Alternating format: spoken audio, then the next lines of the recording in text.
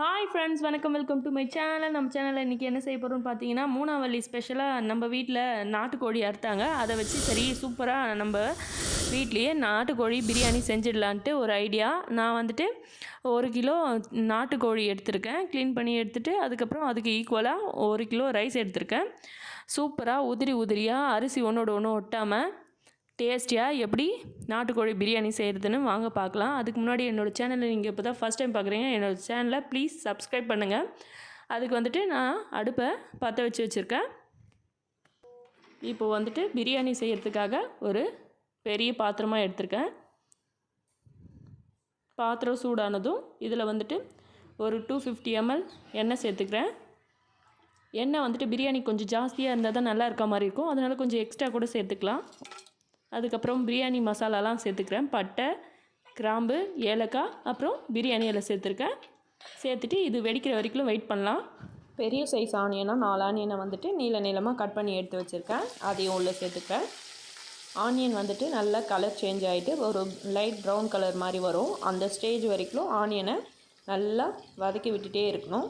Onion வந்துட்டு நல்லா வதங்கும் போது பிரியாணி சீக்கிரமாக கெட்டு போகாது. ஆனியன் வந்துட்டு நல்லா கலர் சேஞ்ச் ஆகிற வரைக்கும் வெயிட் பண்ணலாம்.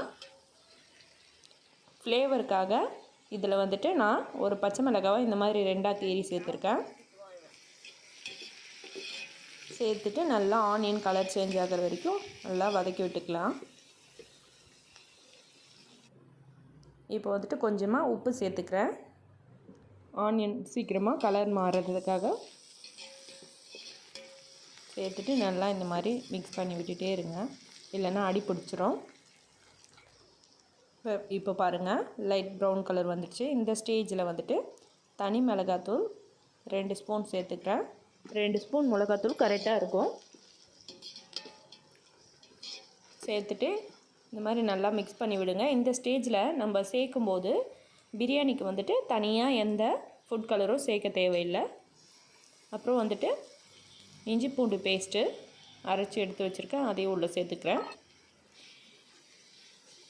சேர்த்துட்டு நல்லா மிக்ஸ் பண்ணி விட்டுக்கலாம்.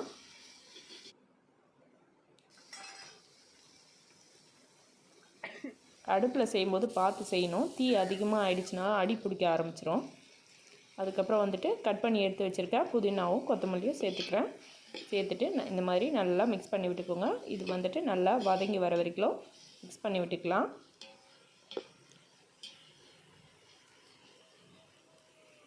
அப்புறம் வந்துட்டு பெரிய சைஸ் தக்காளி ஒரு 4 தக்காளியை இந்த மாதிரி நீளமாக கட் பண்ணி எடுத்து வச்சுருக்கேன், அதையும் உள்ளே சேர்த்துக்கிறேன்.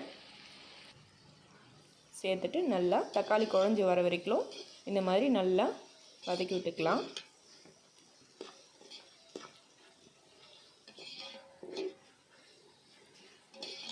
தக்காளி குழஞ்சி வரணும், நல்லா குழையணும், அப்போ தான் வந்துட்டு நல்லாயிருக்கும். இப்போ வந்துட்டு நாட்டுக்கோழியை க்ளீன் பண்ணி எடுத்து வச்சுருக்கேன் 1 kg. இதை வந்துட்டு உள்ளே சேர்த்துக்கிறேன்.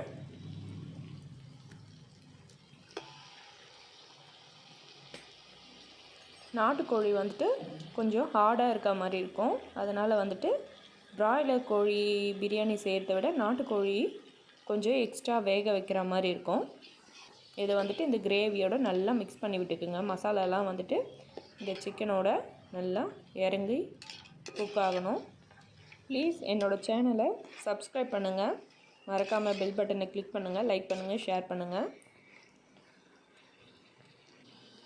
இப்போ பாருங்கள், எல்லா இடமும் ஸ்ப்ரெட் ஆகிடுச்சு, கிரேவி மாதிரி இருக்குது. இந்த மாதிரி நல்லா மிக்ஸ் பண்ணி விட்டுக்கோங்க. தண்ணி எதுவும் விடாமல் இது மாதிரியே நல்லா குக் பண்ணுங்கள். அப்போ தான் வந்துட்டு சிக்கன் நல்லா அந்த கிரேவிக்குள்ளே குக் ஆகும். இப்போ பாருங்கள், எண்ணெய் நல்லா பிரிஞ்சு வர ஆரம்பிச்சிடுச்சு.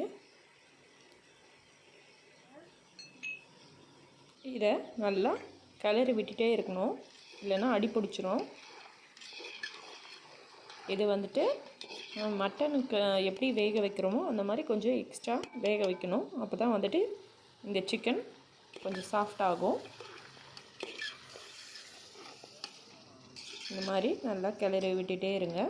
எப்படி கிரேவி ஸ்டேஜுக்கு வந்துடுச்சு பாருங்கள். இப்போ வந்துட்டு இந்த சிக்கன் குக் ஆகிறதுக்காக நான் கொஞ்சம் தண்ணி சேர்த்துக்கிறேன். அப்போ தான் வந்துட்டு அடி பிடிக்காமல் சிக்கன் நல்லா வேகும். அதுக்காக தான்.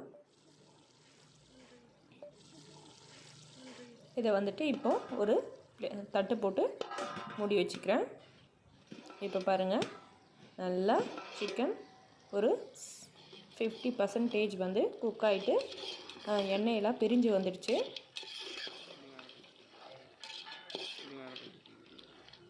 இப்போ வந்துட்டு தயிர் எடுத்து வச்சுருக்கேன், அதையும் உள்ளே சேர்த்துக்கிறேன். தயிர் சேர்த்துட்டு நல்லா மிக்ஸ் பண்ணி விட்டுக்கலாம்.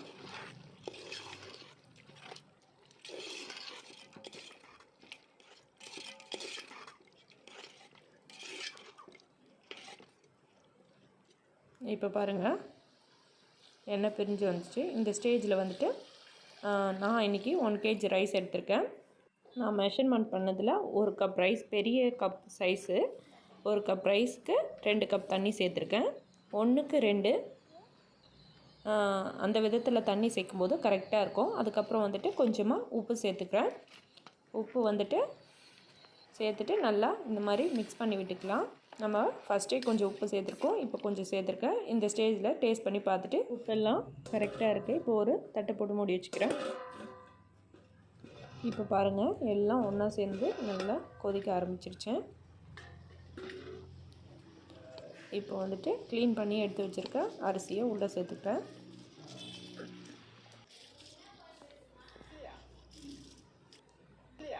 அரிசியை சேர்த்துட்டு கிளறி விடக்கூடாது, அரிசி உடைய ஆரம்பிச்சிடும்.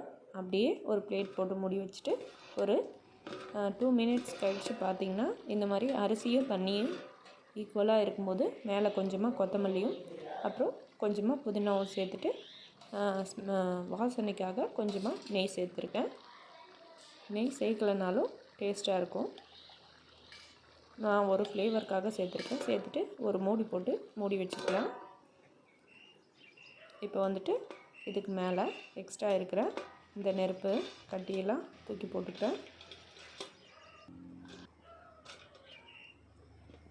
இப்போ பாருங்கள், நல்லா தண்ணியெலாம் சுண்டிட்டு அரிசி எப்படி உதிரி உதிரியாக இருக்குது பாருங்கள். சிக்கனும் நல்லா வெந்திருக்கு. பிரியாணி ரொம்ப டேஸ்ட்டாக இருந்ததுங்க. நீங்களும் ட்ரை பண்ணி பாருங்கள். எவ்வளோ சூப்பராக ரைஸு நீளமாக உதிரி உதிரியாக இருக்குது பாருங்கள்.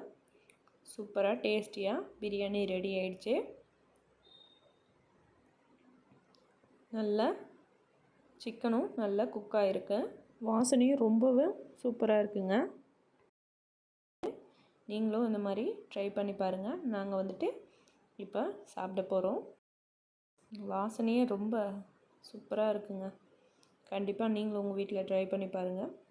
ட்ரை பண்ணி பார்த்துட்டு எப்படி இருந்துச்சுன்னு கமெண்ட் செக்ஷனில் கமெண்ட் பண்ணுங்கள். ஓகே, அடுத்த வீடியோவில் மீட் பண்ணலாம். பாய்.